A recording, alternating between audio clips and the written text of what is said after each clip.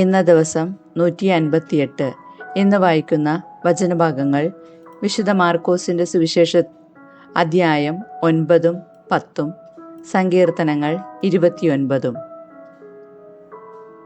വിശുദ്ധ മാർക്കോസ് എഴുതിയ സുവിശേഷം അധ്യായം 9.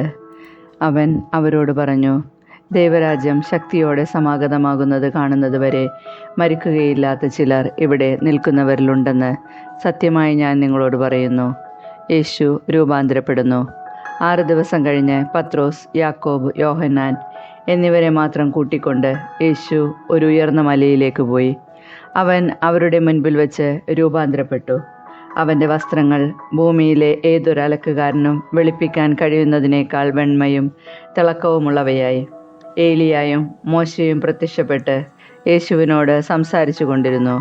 അപ്പോൾ പത്രോസ് യേശുവിനോട് പറഞ്ഞു, ഗുരു, നാം ഇവിടെ ആയിരിക്കുന്നത് നല്ലതാണ്. ഞങ്ങൾ 3 കൂടാരങ്ങൾ ഉണ്ടാക്കാം. ഒന്ന് നിനക്ക്, ഒന്ന് മോശയ്ക്ക്, ഒന്ന് ഏലിയായ്ക്ക്. എന്താണ് പറയേണ്ടതെന്ന് അവൻ അറിഞ്ഞുകൂടായിരുന്നു. അവർ അത്രയ്ക്ക് ഭയപ്പെട്ടിരുന്നു. അപ്പോൾ ഒരു മേഘം വന്ന് അവരെ ആവരണം ചെയ്തു. മേഘത്തിൽ നിന്ന് ഒരു സ്വരം പുറപ്പെട്ടു, ഇവൻ എൻ്റെ പ്രിയപുത്രൻ, ഇവൻ്റെ വാക്ക് ശ്രവിക്കുവിൻ. അവർ ചുറ്റും നോക്കി. യേശുവിനെ അല്ലാതെ മറ്റാരെയും തങ്ങളോടുകൂടെ അവർ കണ്ടില്ല. അവർ കണ്ട കാര്യങ്ങൾ മനുഷ്യപുത്രൻ മരിച്ചവരിൽ നിന്ന് ഉയർക്കുന്നതുവരെ ആരോടും പറയരുതെന്ന് മലയിൽ നിന്നിറങ്ങിപ്പോരുമ്പോൾ അവൻ അവരോട് കൽപ്പിച്ചു. മരിച്ചവരിൽ നിന്ന് ഉയർക്കുക എന്നത് എന്താണെന്ന് ചിന്തിച്ചുകൊണ്ട് അവർ ഈ വചനം രഹസ്യമായി സൂക്ഷിച്ചു. അവർ അവനോട് ചോദിച്ചു, ഏലിയ ആദ്യം വരണമെന്ന് നിയമജ്ഞർ പറയുന്നത് എന്തുകൊണ്ടാണ്? അവൻ പറഞ്ഞു, ഏലിയ ആദ്യമേ വന്ന് എല്ലാം പുനഃസ്ഥാപിക്കും. മനുഷ്യപുത്രൻ വളരെ പീഡകൾ സഹിക്കുകയും നിന്ദനങ്ങൾ ഏൽക്കുകയും ചെയ്യണമെന്ന് എഴുതപ്പെട്ടിരിക്കുന്നത് എന്തുകൊണ്ട്? ഞാൻ നിങ്ങളോട് പറയുന്നു, ഏലിയ വന്നു കഴിഞ്ഞു. അവനെക്കുറിച്ച് എഴുതപ്പെട്ടിരിക്കുന്നത് പോലെ തന്നെ തങ്ങൾക്കിഷ്ടമുള്ളതെല്ലാം അവർ അവനോട് ചെയ്തു. പിശാച് ബാധിച്ച ബാലനെ സുഖപ്പെടുത്തുന്നു. അവർ ശിഷ്യന്മാരുടെ അടുത്ത് എത്തിയപ്പോൾ വലിയ ഒരു ജനക്കൂട്ടം അവരുടെ ചുറ്റും കൂടിയിരിക്കുന്നതും നിയമജ്ഞർ അവരോട് തർക്കിച്ചു കൊണ്ടിരിക്കുന്നതും കണ്ടു. അവനെ കണ്ടയുടനെ ജനക്കൂട്ടം മുഴുവൻ വിസ്മയഭരിതരായി ഓടിക്കൂടി അവനെ അഭിവാദനം ചെയ്തു. അവൻ അവരോട് ചോദിച്ചു, നിങ്ങൾ എന്താണ് അവരുമായി തർക്കിക്കുന്നത്? ജനക്കൂട്ടത്തിൽ ഒരാൾ മറുപടി പറഞ്ഞു, ഗുരു, ഞാൻ എൻ്റെ മകനെ അങ്ങയുടെ അടുത്ത് കൊണ്ടുവന്നിട്ടുണ്ട്. മൂകനായ ഒരാത്മാവ് അവനിൽ ആവേശിച്ചിരിക്കുന്നു. അതെവിടെ വെച്ച് അവനെ പിടികൂടിയാലും അവനെ നിലം പതിപ്പിക്കുന്നു. അപ്പോൾ അവൻ പല്ല് കടിക്കുകയും നുരയും പതയും പുറപ്പെടുവിക്കുകയും മരവിച്ചു പോവുകയും ചെയ്യുന്നു. അതിനെ ബഹിഷ്കരിക്കാൻ അങ്ങയുടെ ശിഷ്യന്മാരോട് ഞാൻ അപേക്ഷിച്ചു, അവർക്ക് കഴിഞ്ഞില്ല.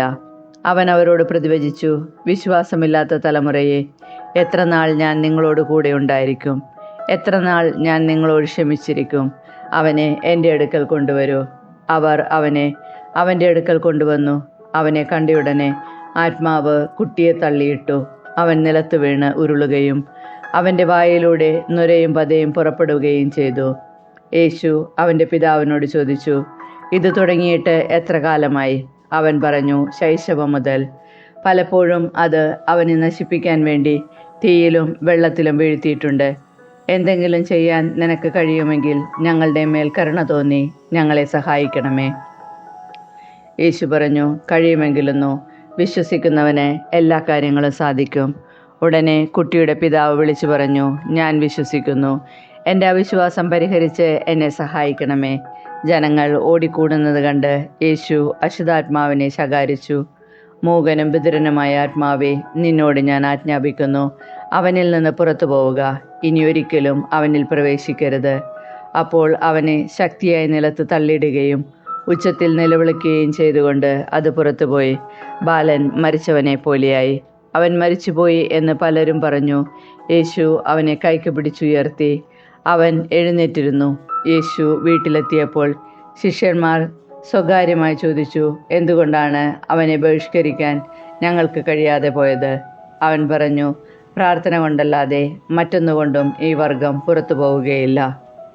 പീഡാനുഭവവും ഉദ്ധാനവും 2-ാം പ്രവചനം. അവർ അവിടെ നിന്ന് യാത്ര തിരിച്ചു ഗലീലയിലൂടെ കടന്നുപോയി. ഇക്കാര്യം ആരും അറിയരുതെന്ന് അവൻ ആഗ്രഹിച്ചു. കാരണം അവൻ ശിഷ്യന്മാരെ പഠിപ്പിക്കുകയായിരുന്നു. അവൻ പറഞ്ഞു, മനുഷ്യപുത്രൻ മനുഷ്യരുടെ കൈകളിൽ ഏൽപ്പിക്കപ്പെടുകയും അവർ അവനെ വധിക്കുകയും ചെയ്യും. അവൻ വധിക്കപ്പെട്ട് 3 ദിവസം കഴിയുമ്പോൾ ഉയർത്തെഴുന്നേൽക്കും. ഈ വചനം അവർക്ക് മനസ്സിലായില്ല. എങ്കിലും അവനോട് ചോദിക്കാൻ അവർ ഭയപ്പെട്ടു. സ്വർഗരാജ്യത്തിലെ വലിയവൻ. അവർ പിന്നീട് കഫർനാമിലെത്തി. അവൻ വീട്ടിലായിരിക്കുമ്പോൾ അവരോട് ചോദിച്ചു, വഴിയിൽ വെച്ച് എന്തിനെക്കുറിച്ചാണ് നിങ്ങൾ തമ്മിൽ തർക്കിച്ചിരുന്നത്? അവർ നിശബ്ദരായിരുന്നതേയുള്ളൂ. കാരണം തങ്ങളിൽ ആരാണ് വലിയവൻ എന്നതിനെക്കുറിച്ചാണ് വഴിയിൽ വെച്ച് അവർ തർക്കിച്ചിരുന്നത്. അവൻ ഇരുന്നിട്ട് 12 പേരെയും വിളിച്ചു പറഞ്ഞു, ഒന്നാമനാകാൻ ആഗ്രഹിക്കുന്നവൻ അവസാനത്തവനും എല്ലാവരുടെയും ശുശ്രൂഷകനുമാകണം. അവൻ ഒരു ശിശുവിനെ എടുത്ത് അവരുടെ മധ്യം നിർത്തി അവനെ കരങ്ങളിൽ വഹിച്ചുകൊണ്ട് പറഞ്ഞു, ഇതുപോലുള്ള ഒരു ശിശുവിനെ എൻ്റെ നാമത്തിൽ സ്വീകരിക്കുന്നവൻ എന്നെ സ്വീകരിക്കുന്നു. എന്നെ സ്വീകരിക്കുന്നവൻ എന്നെയല്ല, എന്നെ അയച്ചവനെയാണ് സ്വീകരിക്കുന്നത്. നമുക്കെതിരല്ലാത്തവൻ നമ്മുടെ ഭാഗത്താണ്. യോഹന്നാൻ അവനോട് പറഞ്ഞു, ഗുരോ, നിന്റെ നാമത്തിൽ പിശാചുക്കളെ പുറത്താക്കുന്ന ഒരാളെ ഞങ്ങൾ കണ്ടു. ഞങ്ങൾ അവനെ തടഞ്ഞു, കാരണം അവൻ നമ്മളെ അനുഗമിച്ചില്ല. യേശു പറഞ്ഞു, അവനെ തടയേണ്ട. ഒരുവന് എൻ്റെ നാമത്തിൽ അത്ഭുത പ്രവൃത്തി ചെയ്യാനും ഉടനെ എന്നെക്കുറിച്ച് ദൂഷണം പറയാനും സാധിക്കുകയില്ല. നമുക്ക് എതിരല്ലാത്തവൻ നമ്മുടെ പക്ഷത്താണ്. സത്യമായി ഞാൻ നിങ്ങളോട് പറയുന്നു, നിങ്ങൾ ക്രിസ്തുവിനുള്ളവരാകിയാൽ അവൻ്റെ നാമത്തിൽ ആരെങ്കിലും നിങ്ങൾക്കൊരു പാത്രം വെള്ളം കുടിക്കാൻ തന്നാൽ അവന് പ്രതിഫലം ലഭിക്കാതിരിക്കുകയില്ല. ദുഷ്പ്രേരണകൾ നൽകാതിരിക്കുക. വിശ്വസിക്കുന്ന ഈ ചെറിയവരിൽ ഒരുവന് ഇടർച്ച വരുത്തുന്നവൻ ആരായാലും അവന് കൂടുതൽ നല്ലത് ഒരു വലിയ കല്ല് കഴുത്തിൽ കെട്ടി കടലിൽ എറിയപ്പെടുന്നതാണ്. നിന്റെ കൈ നിനക്ക് ദുഷ്പ്രേരണയ്ക്ക് കാരണമാകുന്നുവെങ്കിൽ അത് വെട്ടിക്കളയുക. 2 കൈകളുമുള്ളവനായി നരകത്തിലെ കെടാത്താഗ്നിയിൽ നിബദിക്കുന്നതിനേക്കാൾ നല്ലത് അംഗഹീനനായി ജീവനിലേക്ക് പ്രവേശിക്കുന്നതാണ്. നിന്റെ പാദം നിനക്ക് ദുഷ്പ്രേരണയ്ക്ക് കാരണമാകുന്നുവെങ്കിൽ അത് മുറിച്ചു കളയുക. 2 പാദങ്ങളുമുള്ളവനായി നരകത്തിൽ എറിയപ്പെടുന്നതിനേക്കാൾ നല്ലത് മുടന്തനായി ജീവനിലേക്ക് പ്രവേശിക്കുന്നതാണ്. നിന്റെ കണ്ണുമൂലം നിനക്ക് ദുഷ്പ്രേരണ ഉണ്ടാവുന്നെങ്കിൽ അത് ചൂഴ്ന്നെടുത്ത് എറിഞ്ഞുകളയുക. 2 കണ്ണുകളും ഉള്ളവനായി പുഴുചാകാത്തതും തീകിടാത്തതുമായ നരകത്തിലേക്ക് എറിയപ്പെടുന്നതിനേക്കാൾ നല്ലത് ഒരു കണ്ണോടുകൂടെ ദൈവരാജ്യത്തിലേക്ക് പ്രവേശിക്കുന്നതാണ്. കാരണം എല്ലാവരും അഗ്നിയാൽ ഉറകൂട്ടപ്പെടും. ഉപ്പ് നല്ലതാണ്, എന്നാൽ ഉറകെട്ടുപോയാൽ പിന്നെ അതുകൊണ്ടെന്ത് പ്രയോജനം? നിങ്ങളിൽ ഉപ്പുണ്ടായിരിക്കട്ടെ, പരസ്പരം സമാധാനത്തിൽ വർത്തിക്കുകയും ചെയ്യുവിൻ. വിശുദ്ധ മാർക്കോസ് എഴുതിയ സുവിശേഷം അധ്യായം 10. വിവാഹമോചനത്തെ സംബന്ധിച്ച പ്രബോധനം. അവൻ അവിടം വിട്ട് യൂദായിലേക്കും ജോർദാൻ മറുകരയിലേക്കും പോയി. വീണ്ടും ജനങ്ങൾ അവൻ്റെ അടുക്കൽ ഒരുമിച്ചുകൂടി. പതിവ് പോലെ അവൻ അവരെ പഠിപ്പിച്ചു. ഫരിസേയർ വന്ന് അവനെ പരീക്ഷിച്ചുകൊണ്ട് ചോദിച്ചു, ഭാര്യയെ ഉപേക്ഷിക്കുന്നത് നിയമാനുസൃതമാണോ? അവൻ മറുപടി പറഞ്ഞു, മോശ എന്താണ് നിങ്ങളോട് കൽപ്പിച്ചത്? അവർ പറഞ്ഞു, ഉപേക്ഷാപത്രം കൊടുത്ത് അവളെ ഉപേക്ഷിക്കാൻ മോശ അനുവദിച്ചിട്ടുണ്ട്. യേശു പറഞ്ഞു, നിങ്ങളുടെ ഹൃദയകാഠിന്യം കൊണ്ടാണ് മോശ ഈ നിയമം നിങ്ങൾക്ക് വേണ്ടി എഴുതിയത്. എന്നാൽ സൃഷ്ടിയുടെ ആരംഭം മുതലേ ദൈവം അവരും പുരുഷനും സ്ത്രീയുമായി സൃഷ്ടിച്ചു. ഇക്കാരണത്താൽ പുരുഷൻ പിതാവിനെയും മാതാവിനെയും വിടുകയും അവർ ഇരുവരും ഒരു ശരീരമായി തീരുകയും ചെയ്യും. പിന്നീട് ഒരിക്കലും അവർ രണ്ടല്ല, ഒറ്റ ശരീരമായിരിക്കും. അതിനാൽ ദൈവം സംയോജിപ്പിച്ചത് മനുഷ്യൻ വേർപെടുത്താതിരിക്കട്ടെ. ഇക്കാര്യത്തെക്കുറിച്ച് ശിഷ്യന്മാർ വീട്ടിൽ വെച്ച് വീണ്ടും അവനോട് ചോദിച്ചു. അവൻ പറഞ്ഞു, ഭാര്യയെ ഉപേക്ഷിച്ച് മറ്റൊരുവളെ വിവാഹം ചെയ്യുന്നവൻ വ്യഭിചാരം ചെയ്യുന്നു. ഭർത്താവിനെ ഉപേക്ഷിച്ച് മറ്റൊരാളെ വിവാഹം ചെയ്യുന്നവളും വ്യഭിചാരം ചെയ്യുന്നു. ശിശുക്കളെ അനുഗ്രഹിക്കുന്നു. അവൻ തൊട്ടനുഗ്രഹിക്കുന്നതിനു വേണ്ടി ശിശുക്കളെ അവൻ്റെ അടുക്കൽ അവർ കൊണ്ടുവന്നു. ശിഷ്യന്മാരാകട്ടെ അവരെ ശകാരിച്ചു. ഇത് കണ്ടപ്പോൾ യേശു കോപിച്ച് അവരോട് പറഞ്ഞു, ശിശുക്കൾ എൻ്റെ അടുത്ത് വരാൻ അനുവദിക്കുവേൻ, അവരെ തടയരുത്. എന്തെന്നാൽ ദൈവരാജ്യം അവരെ പോലുള്ളവരുടേതാണ്.